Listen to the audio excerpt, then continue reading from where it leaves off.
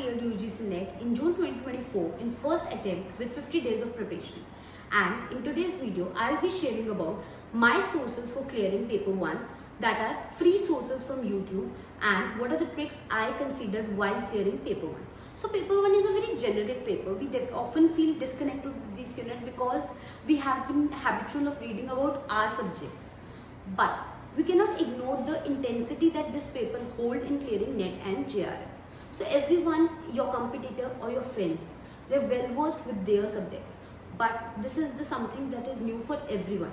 So yes, once you create your mastery in these subjects, then definitely you'll clear NET and JRF. Number 1. So whenever you are starting with paper 1, we often don't understand what the syllabus is trying to say. But I personally feel you should start with understanding the conceptual clarity by Kumar Bharat sir. So firstly, you should cover all the videos of Kumar Bharat sir on all the units religiously. I personally believe that you should attend these videos twice before moving forward with the syllabus. So yes, Kumar Bharat sir की videos जब आप बार बार लगाते हैं, आप 2 बार लगाते हैं, तो आपको कंसेप्ट समझ आता है what the syllabus is trying to say. And once then you move to the advanced level, then you understand what he was trying to say and what syllabus we have already covered. I personally believe, this is my personal opinion, that Kumar Bharat sir's videos are definitely good and very important, a stepping stone to start with paper 1 syllabus, but at the same time they do not suffice enough to cover for paper 1. So let's start with each unit. Number 1, communication. Communication, I personally believe, is the easiest unit of all. So communication is a very basic unit and I personally believe that Gulshan ma'am has covered it indefinitely and very nicely. So yes, communication is a very easy topic. Barriers of communication, we have often read these barriers in our life, and the types of communication, the verbal communication, the non-verbal, the haptics, these all are covered in the communication unit, and this is the most scoring unit. But at the same time, believe me, UGC NET never fails to disappoint their students, because in this year they asked us the question about Charlie Chaplin. That was out of nowhere that we have covered till now. So yes, be ready that out of 50 questions, there will be 10 to 15 questions that will make no sense to you. Number 2, comprehension. These are the free marks for each one of you. So comprehension, we get 5 questions that carries 10 marks. 10 marks of free, nothing has to be done. You just have to read the paragraph, find the answer and mark it. No negative marking, so definitely you have to attempt complete paper. Number 1, trick.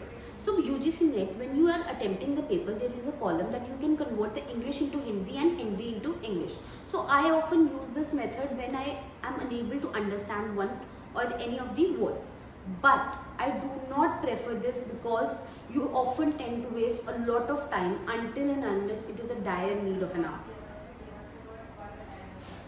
Teaching aptitude, one of the easiest unit after communication. So teaching aptitude is a very basic unit, and ये वो unit है जहाँ से वो आपका question बहुत ज़्यादा खराब नहीं कर सकते हैं. So the questions will come from the ones that have been given in the syllabus. So for example, MOOC, online methods, Swayam Prabha, channels, these are very trending questions and there are very way too many shots available on these, and Gulshan ma'am has covered it very nicely. Data interpretation. So I personally believe that once you are covering paper 1, you should purchase KVS Madan. So KVS Madan number 1 helps you to purchase, helps you to solve all the PYQs of the exam and also gives you a question bank. Number 2, it helps you to give a theoretical framework about the units.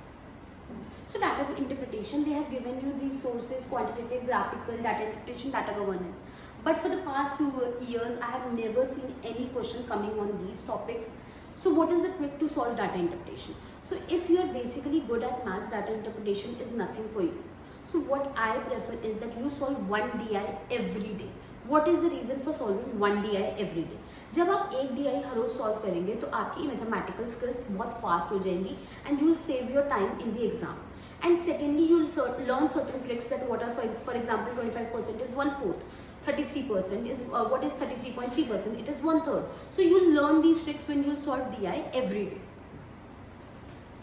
ICT depends upon you. I personally feel that this is a very easy unit because digital initiatives in higher education falls common with the unit of higher education. And for example, there are questions based on internet, intranet, emails, what are the HTTPs, and now what are the generation of the computers. I think generation of computers is a bit old school question that does not come very often now these days.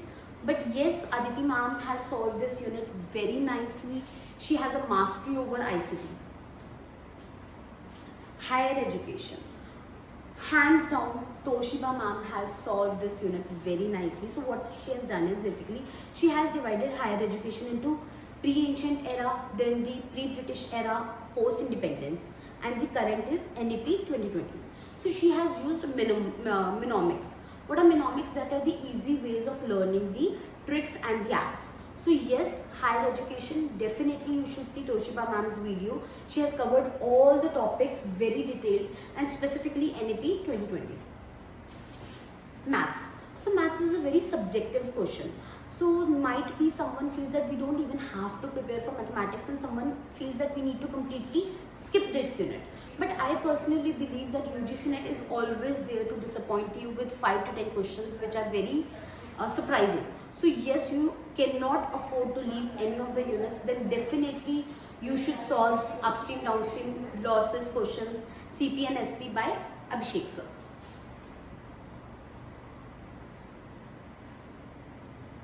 Environment. So environment, I personally believe if you are a student of law, then you should be covering this environment unit with the environment law unit because half of the syllabus is common. However, if you are from any other field, then in particular case, then this you should cover from Anshika ma'am's video, and the rest, this is your Montreal Act, Environment Protection Act, and your Kyoto Protocol, MDG, SDGs. If you want, I have written notes available for this and I can put them for you. Research aptitude. I personally feel this unit is little tricky because currently UGC is asking different questions such as what is the variance, calculate the variance, what is the standard deviation, which economic students definitely find easy, but other students might not find easy. But definitely Gulshan ma'am has covered this unit very beautifully. She has referred experimental, descriptive, she has discussed the hypothesis and also the hypothesis testing.